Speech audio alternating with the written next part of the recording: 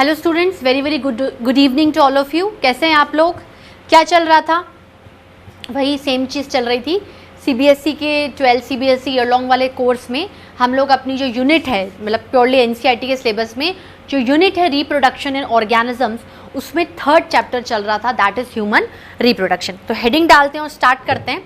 जहाँ पर छोड़ा था उसको थोड़ा सा लेकर आज के बारे में बात करेंगे।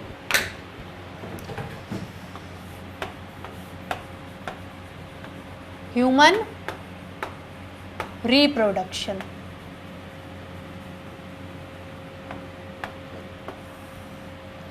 ह्यूमन रिप्रोडक्शन में हम लोगों ने क्या क्या देख लिया था? हम लोगों ने अभी तक इंट्रोडक्शन को देख लिया था।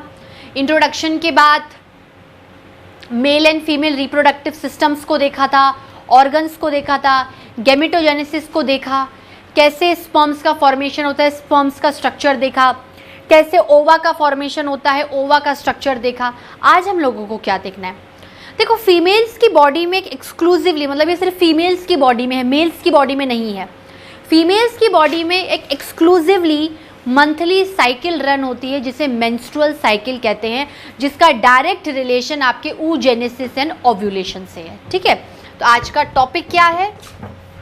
Menstrual cycle. और ये मेंस्ट्रुअल साइकिल ही रिस्पॉन्सिबल है फीमेल्स को प्रेगनेंसी प्रोवाइड करवाने के लिए। ठीक है, कैसे होगा सुनो ध्यान से। It is a monthly cycle of females. Exclusively मतलब सिर्फ फीमेल्स में ही होती है, एक्सक्लूसिवली। ठीक है, इस मेंस्ट्रुअल साइकिल का मतलब क्या है? मेंस्ट्रुअल साइकिल का मतलब है जो हर मंथ आती है और it actually relates with ovulation and changes in the endometrium of uterus. जैसे मैंने आपको इससे पहले वाली क्लास में बताया था कि जब पहले तो oogenesis हो गया, ओवरी के अंदर ओवा बन गया। अब जब ओव्यूलेशन होगा, जब ओवरी अपने अंदर की ओवा को रिलीज कर देगी फैलोपियन ट्यूब में, तो 2 कंडीशन होंगी। देखो, फीमेल की बॉडी तैयार तो हो ही गई है रिप्रोडक्शन करने के लिए, तो अगर मेल का स्पर्म आता है और वो ओवा को टच करके उसके साथ फ्यूज कर लेता है, दोनों मिल जाते हैं, तो क्या बनेगा? जायगॉट, लेडी प्रेग्नेंट हो गई। अब जब फीमेल प्रेग्नेंट हो गई है, जायगॉट बन गया है, तो जायगॉट इन फ्यूचर एम्ब्रियो बनकर यूट्रस में आके इम्प्लांट हो जाता है। इम्प्लांट हो जाता है मतलब सेटल डाउन हो जाता है, बैठ जाता है, और उस एम्ब्रियो के आसपास यूट्रस की एंडोमेट्रियम की लेयर होती है जो कि उसको नरिशमेंट प्रोवाइड करती है, उसको प्रोटेक्शन प्रोवाइड करती है। ठीक है, अब क्या बात आती है? ये तो सिनेरियो हो गया कि ठीक है, लेडी प्रेग्नेंट हो गई और एम्ब्रियो यूट्रस में आके एम्बेडेड हो गया है, और 9 मंथ्स के पीरियड के बाद वो एक न्यू बॉर्न बेबी या न्यू ऑर्गेनिज्म को डिलीवर करेगी। ये तो ये कॉन्सेप्ट हुआ। अब मान लो कि ओव्यूलेशन होता है और ओवरी जब ओवा को रिलीज करती है तो कोई भी स्पर्म नहीं आता है, कोई भी स्पर्म नहीं आता है। तो उस केस में क्या सिनेरियो रहेगा भाई? जब स्पर्म नहीं आया, ओवा फर्टिलाइज नहीं हुआ, तो उस ओवा का क्या होगा? क्या होता है देखो, पहले सुन लो, फिर अपन साइकिल के बारे में पढ़ेंगे भी, मतलब मैं पढ़ा ही रही हूँ, लिखाऊंगी। ओवा फैलोपियन ट्यूब में आके बैठा हुआ है। ठीक है, अब ओवा क्या करेगा? वेट करेगा, वेट करेगा, करेगा। सपोज करो स्पर्म नहीं आया, तो कोई चांस ही नहीं है आपके फर्टिलाइजेशन का। लेकिन अगर सेक्सुअल रिप्रोडक्शन होता है लेकिन मेल्स ने प्रोटेक्शन ले ली और स्पर्म को अलाउ ही नहीं किया कि वो फीमेल की बॉडी में एंट्री लेंगे, तो भी फर्टिलाइजेशन नहीं। भाई, फर्टिलाइजेशन नहीं होने के बहुत सारे कंडीशंस हैं, बहुत सारे चांसेस हैं। हम तो बस सिनेरियो पढ़ रहे हैं कि अगर होगा तो ऐसा होगा, फर्टिलाइजेशन नहीं होगा तो ऐसा होगा। अपन तो क्या एक सिचुएशन को कंसिडर कर रहे हैं, फिर उसके अंदर अलग कॉम्प्लिकेशंस होते हैं, वो अभी इतना डीप में नहीं, वो आप जब आगे डॉक्टरी पढ़ोगे, कोई गायनोकोलॉजिस्ट ब्रांच मिलेगी, तब आपको मेन ये बातें समझ में आएंगी और ज़्यादा डीप में। अभी एग्जामिनेशन क्लियर करने के लिए इतना बहुत है। ठीक है, ओवा वेट कर रहा है, नहीं फर्टिलाइज हुआ, स्पर्म नहीं आया या आया नहीं फर्टिलाइज हुआ, ओवा डेड है, ओवा तो अनफर्टिलाइज, निकालना है बॉडी से बाहर मेरे को, तो वो ओवा भी यूट्रस में आता है। और ओवा की जो एक अनफर्टिलाइज्ड ओवा की जो टाइम लिमिट होती है, जो उसका लाइफ स्पैन होता है, वो सिर्फ और सिर्फ 24 आवर्स होता है। वो 24 आवर्स और वेट करेगा, ठीक है, और अलाइव रहेगा यूट्रस के अंदर, और जब 24 आवर्स ख़त्म हो जाएंगे तो वो मर जाएगा, डेड हो जाएगा। और जो एंडोमेट्रियम बनी हुई थी, भाई एंडोमेट्रियम तो क्या फर्टिलाइजेशन को दिमाग में रख के बनी थी ना, कि फर्टिलाइजेशन होगा, मुझे एंडोमेट्रियम थिकन चाहिए। जितनी थिक एंडोमेट्रियम उतना फीमेल की प्रेगनेंसी में प्रॉब्लम कम, क्योंकि एंडोमेट्रियम क्या करती है, उस एम्ब्रियो को बांध के रखती है, पकड़ के रखती है 9 मंथ, उसको नरिशमेंट देती है, उसको प्रोटेक्शन देती है। कभी कभार किन्हीं फीमेल्स में प्रेगनेंसी में बहुत प्रॉब्लम आती है, वो नहीं हो पाती हैं, तो सबसे ज़्यादा फोकस गायनोकोलॉजिस्ट किस पे करती है, एंडोमेट्रियम ऑफ यूट्रस, ठीक है। जैसे लेडी कंसीव नहीं कर पा रही है या उसका मिसकैरेज हो रहा है, वो एम्ब्रियो को संभाल ही नहीं पा रही है, भाई सब चीज़ें पॉजिटिव हो रही है, कोई प्रॉब्लम नहीं आ रही है, पर यूट्रस के अंदर की जो एंडोमेट्रियम बहुत थिन है, वो सपोर्ट नहीं कर रही है आपके एम्ब्रियो को पकड़ने में, तो एम्ब्रियो बनने से पहले ही नीचे आ जाता है वेजाइना से in the form of bleeding, उसको आप मिसकैरेज बोलते हो, ठीक है। तो ये तो आगे के सिनेरियोज हैं, पर पढ़ना भी ज़रूरी है। तो ओव्यूलेशन के बाद हमारे पास दो कॉन्सेप्ट्स होते हैं। फर्टिलाइजेशन का बाद में पढ़ेंगे, पहले मेंस्ट्रुअल साइकिल पढ़ेंगे, ठीक है।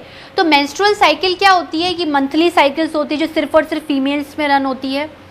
ये हर 28 या 38 डे पर आती है। बात समझ में आ रही है? देखो ऐसे तो मेंस्ट्रुअल साइकिल का वेरिएशन 21 डे से 35 डेज होता है। दैट मीन्स जैसे ये कब से चलता है, ये इसका स्पेन 2 से 6 दिन तक चलता है। जो मेंस्ट्रुअल साइकिल होती है फीमेल्स में, उसका ड्यूरेशन 3 से 6 दिन का होता है। किसी में 3 दिन में ख़त्म हो जाती है, किसी में 6 दिन में ख़त्म हो जाती है। किसी में कभी कभार अगर बहुत ज़्यादा प्रोलॉन्ग्ड चल रही है तो थोड़ा मैटर ऑफ वरी है, आप अपने डॉक्टर से कंसल्ट करिए, ठीक है। लास्ट टू लास्ट 7 डेज से ज़्यादा नहीं चलनी चाहिए, ठीक है। अब सपोज करो 7th डे पे मेंस्ट्रुअल साइकिल खत्म हो गई, अब नेक्स्ट मंथ में कब आएगी? 21st या 35th डे पर। ये इसका ड्यूरेशन या इलोंगेशन होता है मेंस्ट्रुअल साइकिल का, ठीक है स्टूडेंट्स। तो इसको थोड़ा सा लिखते चलते हैं, फिर आगे पढ़ेंगे। कम्स, मैं एक एवरेज डेट लिख देती हूँ, मैं एक एवरेज टाइम पीरियड लिख देती हूँ, वो वेरी आप कर सकते हो। Comes every 28 to 38 day, comes every 28 to 38 day, ठीक है। लास्ट फॉर 3 to 6 डेज, ठीक है। या तो 3 दिन चलेगी, या 3 दिन में ख़त्म हो जाएगी, या 6 दिन में ख़त्म हो जाएगी, ठीक है। उसके बाद menstrual cycle divided into 3 phases, मतलब 3 स्टेजेस में ये साइकिल रन करती है।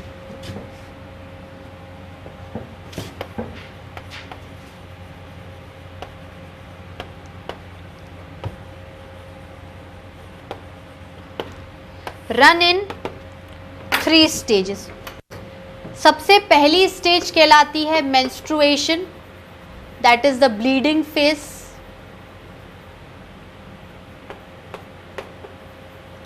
और ब्लीडिंग फेज, ठीक है। उसके बाद आता है फॉलिक्यूलर फेज,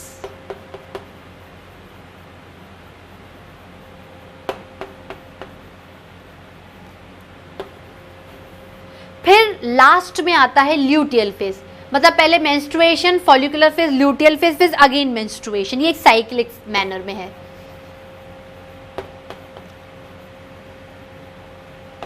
अब देखो, सबसे पहले क्या देखना है हमें? मेंस्ट्रुएशन वाला फेज।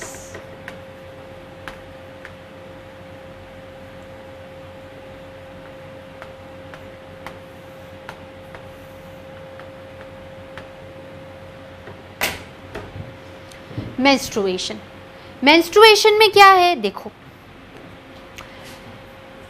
ओवरऑल मेंस्ट्रुअल साइकिल कैसे रन होती है? मेंस्ट्रुअल साइकिल तब फीमेल में रन होगी व्हेन ओवा इज अनफर्टिलाइज्ड। तो पहली लाइन लिखना बहुत जरूरी है,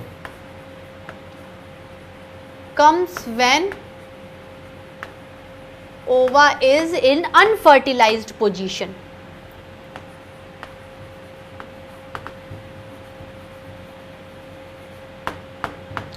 is in unfertilized position, is in unfertilized position। अब क्या होता है, ये जो ओवा है ये कैसे आया, देखो ओव्यूलेशन हुआ, ओव्यूलेशन हुआ, ओवरी ने अपना ओवा फैलोपियन ट्यूब में रिलीज कर दिया। तो मेंस्ट्रुएशन ओव्यूलेशन के आफ्टर 14 डेज होता है। बात समझ में आई आप लोगों को? जैसे ओव्यूलेशन हो गया, ओवरी ने अपना ओवा फैलोपियन ट्यूब में रिलीज कर दिया, अब वो 14 दिन तक 14 डेज तक वेट कर रही है, स्पर्म आया पर फर्टिलाइजेशन हुआ या स्पर्म आया ही नहीं। तो ओव्यूलेशन के आफ्टर 14th डे पर, मतलब 14 ये ओव्यूलेशन है और आफ्टर 14th डे पर ओवा क्या हो जाता है, डेड हो जाता है और यूट्रस में आके बैठ जाता है और ज़्यादा से ज़्यादा एक दिन और वेट करता है। उसकी जो लाइफ स्पैन है वो सिर्फ और सिर्फ 24 आवर्स होती है। 24 आवर्स में वो बिल्कुल डेड होकर यूट्रस में आ जाता है और यूट्रस की जो एंडोमेट्रियम है वो ब्रेक होकर उसको लेके वेजाइना से बाहर निकल जाती है, which is actually the bleeding. Blood बाहर आ जाता है डेड ओवा के साथ, उसको हम लोग क्या बोलते हैं, मेंस्ट्रुएशन। तो पहले ओव्यूलेशन होना चाहिए या मेंस्ट्रुएशन? ऑब्वियसली ओव्यूलेशन होगा। जब तक ओवा आएगा ही नहीं, बॉडी डिसाइड कैसे करेगी? भाई होता क्या है, जैसे ओव्यूलेशन हुआ, ओवा आ गया फैलोपियन ट्यूब में, सबसे पहले यूट्रस तैयार होगी। और ये कौन तैयार करता है? ये हार्मोन्स तैयार करती हैं, आपका प्रोजेस्टेरॉन तैयार करता है, LH, FSH, सबका एक कलेक्टिव मिक्सचर हार्मोन्स का यूट्रस को सिग्नल देता है कि आप एंडोमेट्रियम बनाओ। क्या पता फर्टिलाइजेशन, मुझे थोड़ी पता। तो यूट्रस की एंडोमेट्रियम क्या हो जाए, बनने थिकंड, जितनी थिक होगी उतना अच्छा होगा। ठीक है, थिक होती जा रही है, थिक होती जा रही है, थिक होती जा रही है। अब वेट करा, ओव्यूलेशन वेट कर रही है, ओव्यूलेशन हुआ, एंडोमेट्रियम बन गई, चौथा दिन आ गया, ठीक है ना, 14th डे आ गया, नहीं हुआ फर्टिलाइजेशन, ओवा डेड। यूट्रस बोलेगी नो प्रॉब्लम, कम ओवा को बुलाएगी, 24 आवर्स वो बैठा रहेगा और सेकेंड डे बिल्कुल जब 24 आवर्स खत्म हो जाएंगे, एंडोमेट्रियम ब्रेक होकर ओवा को क्या करेगी, विजाइना से बाहर निकालेगी। That is the whole scenario और फेस ऑफ मेंस्ट्रुएशन। ठीक है, तो इसको कैसे लिखेंगे, अकर्स, तो पहले ओव्यूलेशन होगा, उसके बाद उसके 14th डे पे मेंस्ट्रुएशन होगा। तो occurs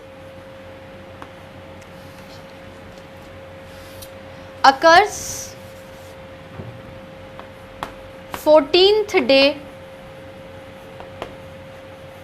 after ovulation.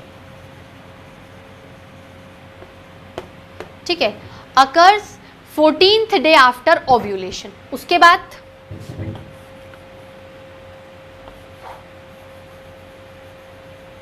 uterus prepare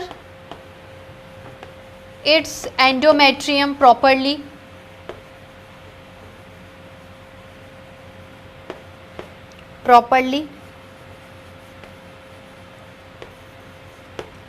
uterus prepare its endometrium properly,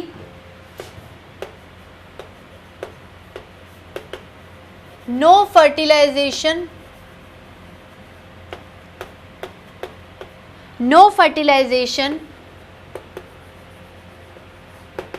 unfertilized ova,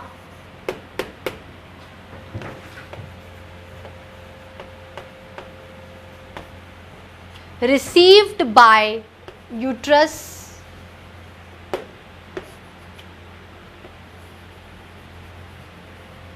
comes out along with shading of endometrium,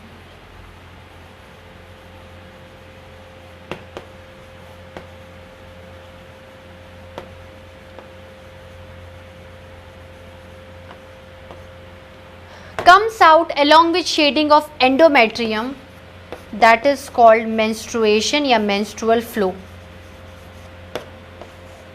ठीक है, जितनी ज़्यादा थिक होगी एंडोमेट्रियम की लेयर, उतना मेंस्ट्रुअल फ्लो थिक होगा और थोड़े ज़्यादा दिन चलेगा, ठीक है।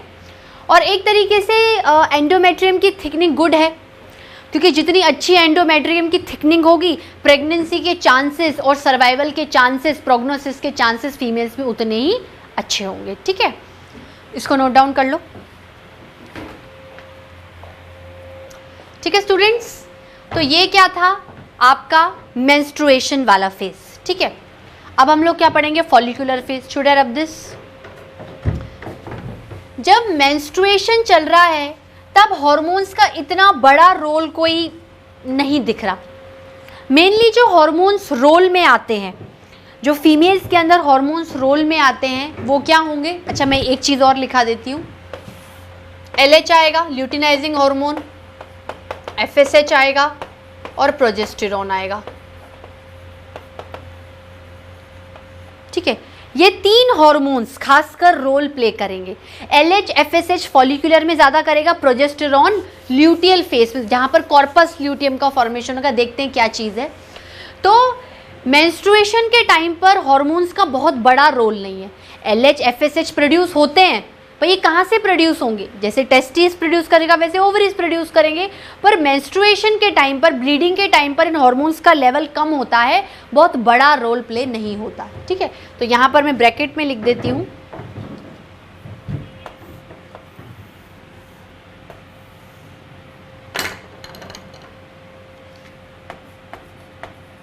Not major role of hormones. यहाँ पर क्या है, हॉर्मोन्स का लेवल क्या होगा? कम रहेगा, डिक्रीज्ड, ठीक है। उसके बाद मेंस्ट्रुएशन हो गई, डेड ओवा निकल गया, एंडोमेट्रियम पूरी तरीके से शेड हो गई। अब वापस भी तो बनानी है, वापस भी तो ओवा बनेगा, वापस भी तो ओव्यूलेशन होगा, अगेन वही सिचुएशन क्रिएट होगी, ठीक है। तो फॉलिकुलर फेस, फॉलिकुलर फेस मतलब फॉलिकल्स का बनना under the influence of FSH। तो इस कंडीशंस में ओवरी क्या करेगी? वापस से ओवा बनाएगी, LH FSH वापस से फॉलिकल्स बनाएंगे, वापस से ग्रेफियन फॉलिकल बनेगी, ठीक है। और फॉलिकुलर फेस की जो टाइम पीरियड होती है वो भी 12 से 14 दिन होती है, ठीक है। जैसे देखो, मेंस्ट्रुएशन हो गया, अब कुछ भी नहीं है बॉडी में, वापस से सब कुछ करना है। तो आपकी ओवरी ने ओवा बनाया, फॉलिकल्स बनाए, चलो इसका आप टाइम ड्यूरेशन मान लो 7 दिन हो गया, ठीक है। 7 दिन में ये सारा काम हो गया। उसके बाद 8वें दिन ग्रेफियन फॉलिकल रप्चर हुआ और ओवा क्या है, फेलोपियन ट्यूब में बाहर आ गया। अब ओवा बैठा हुआ है, बेटा 7 दिन हो गए उसको और, ठीक है। तो ये टाइम पीरियड कितना हुआ? 14 दिन। भाई आपको अगले 28वें दिन पे साइकिल चलानी है, तो 14 दिन तो ये सब हो गए। अब ओवा फेलोपियन ट्यूब में बैठा हुआ है, उसके 14th डे पर आपको मेंस्ट्रुएशन आ जाएगा, ठीक है। तो कैसे कहेंगे फॉलिकुलर फेस में? LH luteinizing hormone and FSH levels are high and play a very important role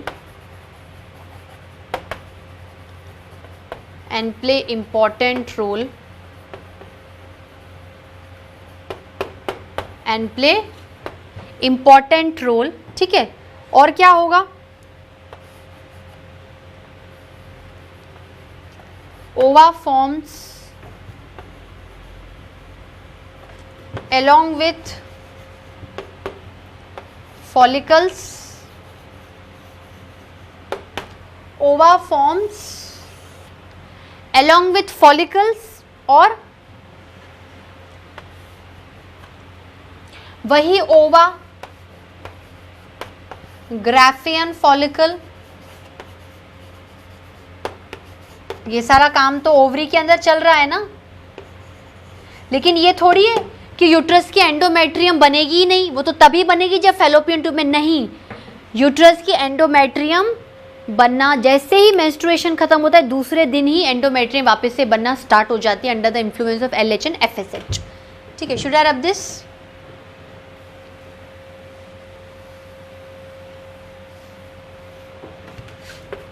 endometrium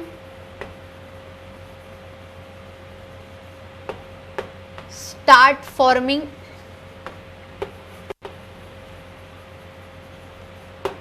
endometrium start forming,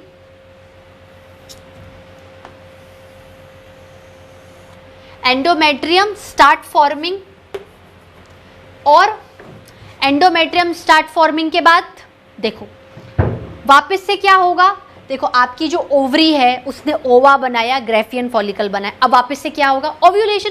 भाई ये ओवरी के अंदर मान लो 8 से 9 दिन में काम हो जाएगा, तो बाकी बचे हुए दिन में क्या होगा, ओव्यूलेशन होगा। फिर मान लो 7 दिन और बैठी रही, फिर वेट करा और आफ्टर 14th डे आपको मेंस्ट्रुएशन आ गया, मतलब 28, फिर अगेन आप अगले महीने में 28। ठीक है, तो कैसे लिखेंगे इसको, ओव्यूलेशन अकर्स। भाई ओव्यूलेशन का मतलब क्या है, ओवा बना, ग्रेफियन फॉलिकल बने, ग्रेफियन फॉलिकल रप्चर हुआ, ओवा रिलीज हो गया, तो ओव्यूलेशन अकर्स। ठीक है स्टूडेंट्स, बात क्लियर हुई, बात आप लोगों को समझ में आई, कोई प्रॉब्लम कहीं से कहीं तक? ठीक है, चलो अब कौन सा फेस आता है, अब फेस आता है ल्यूटियल फेस। ल्यूटियल फेस में भी क्या है, नो प्रॉब्लम, एंडोमेट्रियम बनती रहती है, उसमें कहीं कोई चेंजेस नहीं आता, एंडोमेट्रियम की जो बनने की कॉन्स्टेंसी है वो चलती रहती है। इसमें क्या होता है कि जैसे जो आपके ओवा के आसपास जो ग्रेफियन फॉलिकल्स है, मान लो वो रप्चर होने के बाद कुछ बच गए, मतलब रेमिनेंट्स ऑफ ग्रेफियन फॉलिकल्स बच गए, तो वो मिलकर क्या बना लेते हैं, मिलकर एक क्लम्प ऑफ स्ट्रक्चर बना लेते हैं जिसको कॉर्पस ल्यूटियम कहते हैं, जिसको क्या बोलते हैं, कॉर्पस ल्यूटियम। अब क्या होता है, जैसे मान लो ओवा है, ग्रेफियन फॉलिकल रप्चर हुआ, ओव्यूलेशन हुआ और अंदर ही अंदर कॉर्पस ल्यूटियम बन गया। अब मान लो ओवा फर्टिलाइज हो गया, लेडी प्रेग्नेंट हो गई है, तो ये कॉर्पस ल्यूटियम क्या करता है, अपने अंदर से प्रोजेस्टेरॉन हार्मोन को रिलीज करता है। यह कॉर्पस ल्यूटियम सिग्नल देता है ओवरी को कि तुम प्रोजेस्टेरॉन हार्मोन को क्या करो, रिलीज करो। और वो क्या है, एक तरीके से प्रेगनेंसी हार्मोन है, आपकी प्रेगनेंसी को मेंटेन करके रखता है, आपकी प्रेगनेंसी को क्या करता है, सूटेबल कंडीशंस में सरवाइव करने के लिए मदद करवाता है। लेकिन अगर फर्टिलाइजेशन नहीं हुआ तो कॉर्पस ल्यूटियम डिजेनरेट हो जाएगा। उस टाइम पे जो हार्मोनल लेवल होते हैं ईस्ट्रोजन प्रोजेस्टेरॉन पर उतना लेवल पर नहीं जाएंगे जितना हमें चाहिए। ठीक है, तो ल्यूटियल फेस में क्या होगा, remnants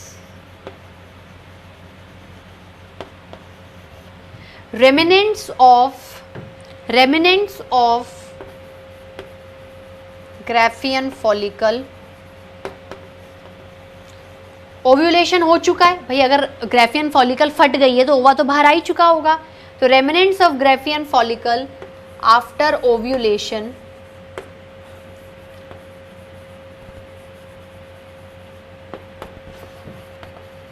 forms, should I rub this,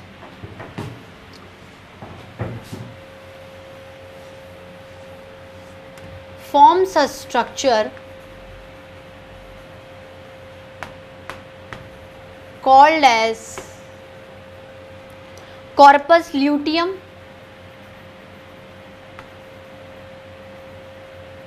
ठीक है। अब इस कॉर्पस ल्यूटियम के भी क्या है, 2 सिचुएशंस बन जाते हैं।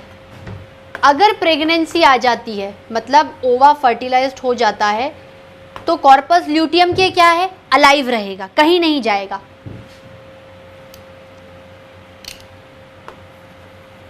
कॉर्पस ल्यूटियम अलाइव, और क्या करेगा, ओवरी को सिग्नल देगा कि तुम प्रोजेस्टेरॉन हार्मोन भेजो और प्रेगनेंसी को मेंटेन करवाओ।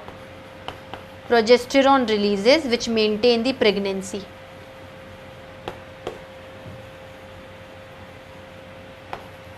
which maintain the pregnancy.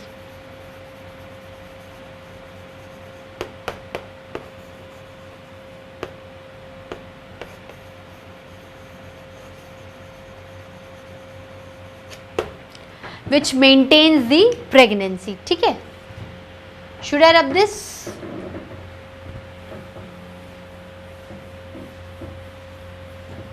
और अगर फर्टिलाइजेशन नहीं हुआ, नो प्रेगनेंसी,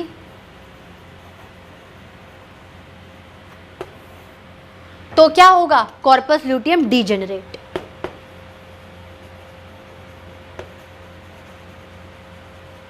ल्यूटियम डीजेनरेट।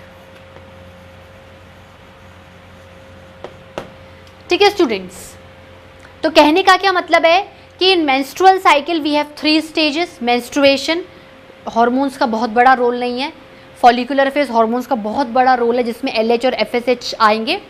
और ल्यूटियल फेज में अगर प्रेगनेंसी आती है तो प्रोजेस्टेरोन का बहुत बड़ा रोल होगा। ठीक है स्टूडेंट्स, तो ये आपकी मेंस्ट्रुअल साइकिल है, इतना नोट डाउन कर लीजिए, फिर आगे फर्टिलाइजेशन देखते हैं। ठीक है स्टूडेंट्स, तो ये क्या थी आपकी मेंस्ट्रुअल साइकिल थी जो कि एक्सक्लूसिवली फीमेल्स में रन होती है। Should I rub this? अब हम लोग फर्टिलाइजेशन पढ़ेंगे, क्योंकि हमने फॉर्मेशन ऑफ स्पर्म पढ़ लिया, हमने फॉर्मेशन ऑफ ओवा पढ़ लिया, तो अब हमारे पास क्या है, फर्टिलाइजेशन का कॉन्सेप्ट बाकी है। तो फर्टिलाइजेशन का मतलब क्या है? Fusion of sperm with the ओवा। स्पर्म मूव करेगा ओवा के पास या ओवा स्पर्म के पास जाएगी? स्पर्म ओवा के पास जाएगा। ठीक है, फ्यूजन ऑफ स्पर्म विथ ओवा, that is the actual sexual reproduction. ठीक है, स्पर्म क्या होते हैं? स्पर्म्स टेस्टीज में बनते हैं। ठीक है, और ये मोटाइल होते हैं। किसके साथ फ्यूज होते हैं? ओवा, जो कि ओवरीज बनाती हैं। अब देखो, ओव्यूलेशन के टाइम पे याद रखना कि दोनों ही ओवरीज ओवा बनाती हैं, पर दोनों में से कोई एक ही ओवरी अपना ओवा रिलीज कर दी है। अगर दोनों रिलीज कर देंगी तो 2 ओवा बनेंगे, तो 2 बच्चे बनेंगे ना, मतलब ट्विंस बनेंगे। ठीक है, तो ओवा ओवरीज स्टेशनरी। ठीक है, ये मान लो लैक्स में जाते हैं बॉडी के अंदर, ये ओनली 1 इन नंबर, ये ओनली 1 इन नंबर। ठीक है, उसके बाद क्या होगा? स्पर्म्स किसके थ्रू एंटर करेंगे? ड्यूरिंग इंटरकोर्स, ऐसे लिख सकते हैं अपन इसको,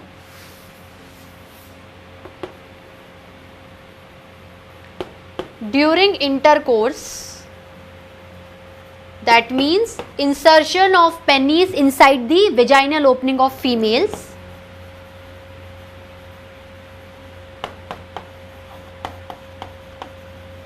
inside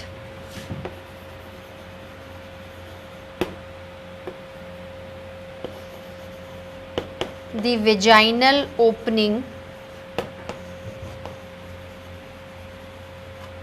of females या फीमेल बॉडी। ठीक है, should I rub this? Sperms कहाँ से ट्रेवल करेंगे? Vagina, cervix, uterus and finally किसके अंदर चले जाएंगे? फेलोपियन ट्यूब में।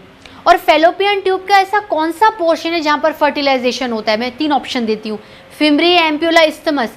एम्प्यूला। ठीक है, मतलब फेलोपियन ट्यूब में होता है लेकिन उसमें भी एम्प्यूला। नीट का क्वेश्चन है, बहुत बार आया है। ठीक है, स्पर्म्स मतलब बहुत सारे sperms travel from vagina then to cervix. ठीक है, then via uterus enters inside fallopian tube.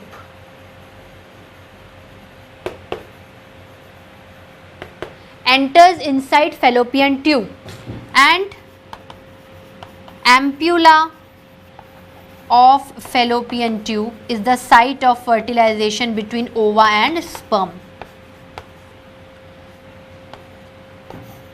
Ampulla of fallopian tube, site of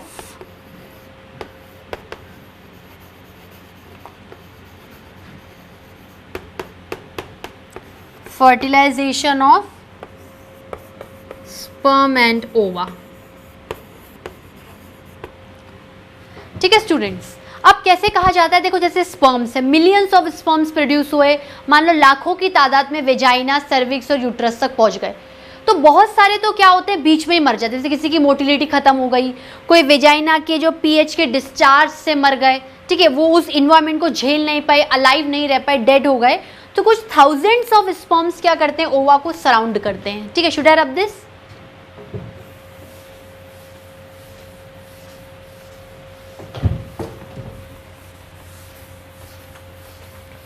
ठीक है, जैसे ये आपका फेलोपियन ट्यूब का एम्प्यूला है, ये बीच का पोर्शन, यहां पर ओवा है। अब बहुत सारे स्पर्म्स क्या हो गए, आ गए,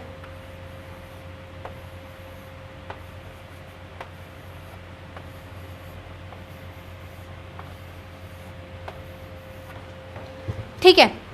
अब बहुत सारे स्पर्म्स फर्टिलाइज नहीं करेंगे, only one sperm fertilize. Many sperms around ova but only one will fertilize,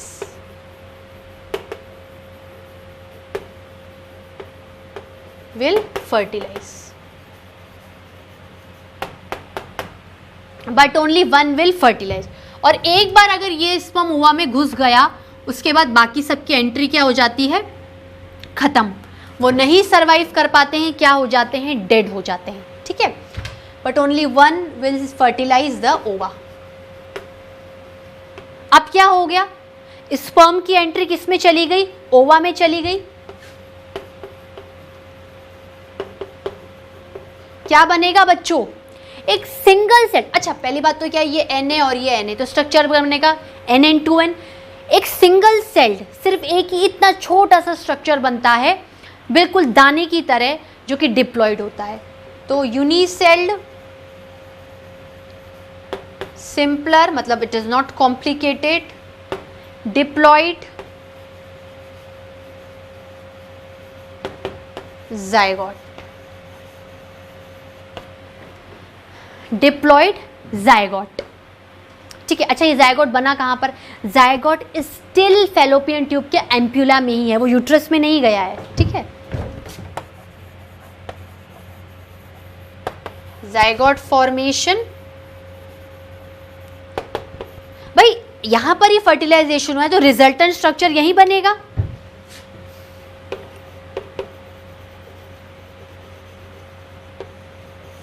ampulla of fallopian tube,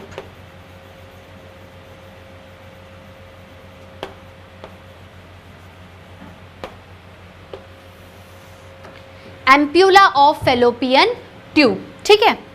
should I rub this?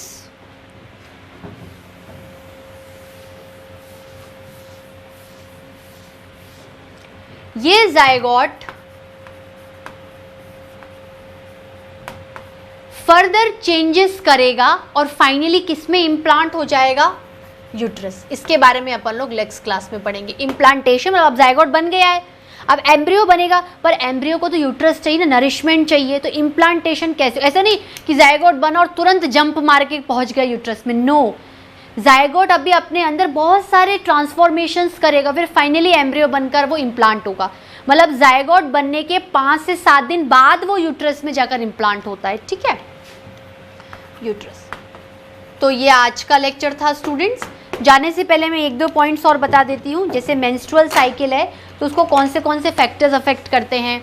जैसे कोई विमेन है, वो ढंग से खाना नहीं खा रही है, उसकी बहुत ज़्यादा पुअर हेल्थ है, बहुत ज़्यादा मेडिकेशंस पे प्रोन है, तो मेंस्ट्रुअल साइकिल थोड़ी इरेगुलर हो जाती है। स्ट्रेस, टेंशन लेना, टेंशन से सबसे ज़्यादा मेंस्ट्रुअल साइकिल गड़बड़ा जाती है, क्योंकि जब आप स्ट्रेस में होते हो, बात सिर्फ मेंस्ट्रुअल साइकिल की नहीं है, ओवरऑल बॉडी के भी है, कि जब आप स्ट्रेस में होते हो, आप टेंशन में होते हो, आप किसी चीज़ को बार बार सोच के परेशान हो रहे हो और आपकी बॉडी पूरा टाइम उसी पे लगी हुई है, तो आपकी जो एंडोक्राइन ग्लैंड्स होते हैं, भाई सोचने का मतलब you are using your brain, you are using your hypothalamus, तो हाइपोथैलेमस का ध्यान के उस पर चला जाता है, तो हार्मोन्स की क्या गड़बड़ी हो जाती है। इस वजह से भी मेंस्ट्रुअल साइकिल आगे पीछे हो जाती है। या इन्वायरमेंटल कंडीशन, बहुत ज़्यादा गर्मी है, बहुत ज़्यादा सर्दी है, तो इन कंडीशंस के कारण मेंस्ट्रुअल साइकिल अफेक्ट होती है। ठीक है स्टूडेंट्स, तो आज का लेक्चर इतना ही। नेक्स्ट लेक्चर में हम लोग इम्प्लांटेशन पढ़ेंगे, एम्ब्रियो आ गया, फिर एम्ब्रियोजेनेसिस पढ़ेंगे, then we will discuss parturition, gestation, some other points also. ठीक है स्टूडेंट्स, आज के लिए इतना ही। Thank you so much.